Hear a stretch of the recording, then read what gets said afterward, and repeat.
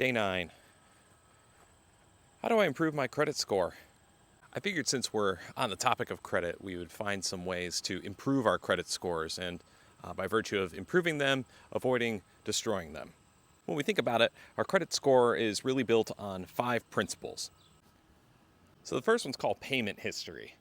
And payment history is the biggest factor that you have to consider when trying to improve your credit score. It's your ability to make timely payments. So anytime you're late, you're going to take a hit to your credit score. Easiest thing to do is to set your bills to auto pay. And if there is anything that's outstanding, make sure that you take care of those things right away.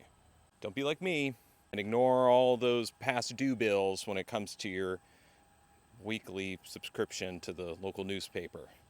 It will come to bite you. Number 2 is amounts owed. So the next most significant thing is keeping the amounts outstanding on your credit accounts as low as they need to be underneath the utilization rate. Ideally, we want your utilization rate to be under 40%.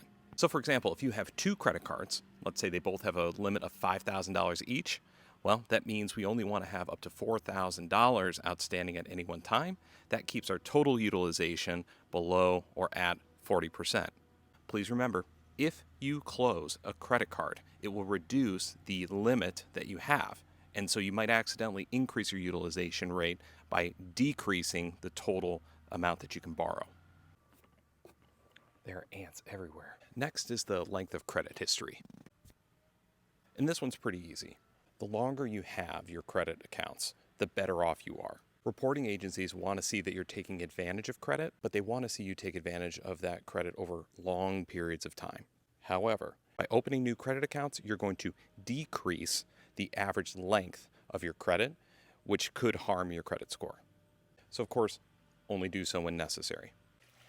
Next is credit mix. So just having a credit card isn't enough for the credit agencies. They like to see you having multiple kinds of debts.